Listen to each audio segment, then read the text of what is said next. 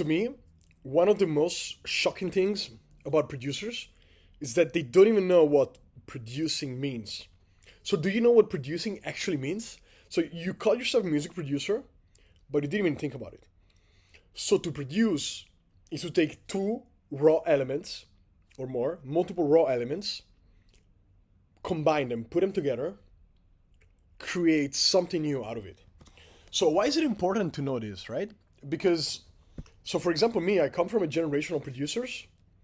I started in 2017. So I come from a generation of producers that were very proud about doing everything themselves. I remember people like bragging online about the fact that they went on Serum and made their own kick samples, their own fucking snares, all this stupid stuff. And then people started using loops. You know, stuff like Splice came out around 2017, 18, and now people had a lot of samples. So now people were basically insulting people to use samples, which is crazy.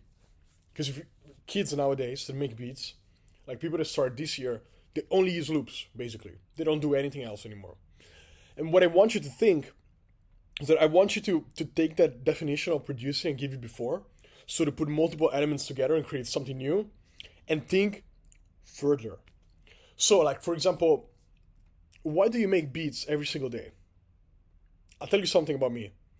I stopped making beats 2 years ago, but every single day, my entire catalog of beats and songs that I produced gets between 700,000 and a million plays a day. Every single day. 700 to a million.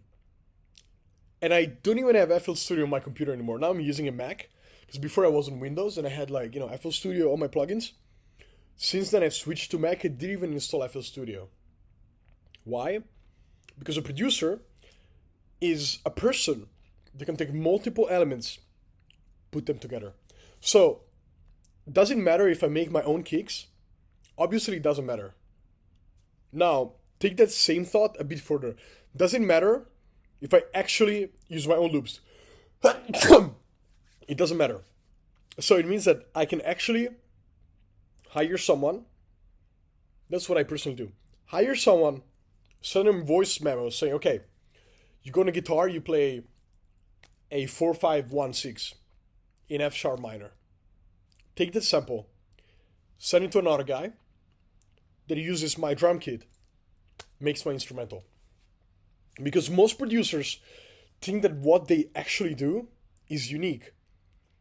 But what they do is not unique at all. They are replaceable. Like the work that you're actually doing every single day that you are on FL Studio, you're doing replaceable work that can be done by anyone else in the world.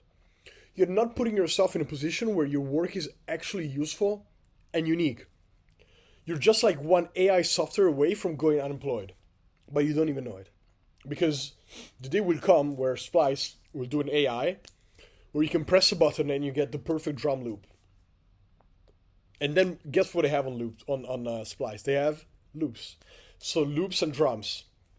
Now, how can you make yourself AI proof? Very simple. By becoming a producer, someone that takes elements, puts them together, comes up with something new. The best producer in the world is DJ Khaled. He's the best. Do you think that DJ Khaled actually like presses notes? Not at all. He understands that the producer is someone who puts elements together to create something new. And the fact that you don't like DJ Khaled doesn't mean that he's not more successful than you. He is more successful than you because he understands things that most producers don't want to understand because they're thinking with their ego. They're not even using their head. So I want you to actually start acting like someone who can take elements and put them together. Use loops. Hire someone to make loops.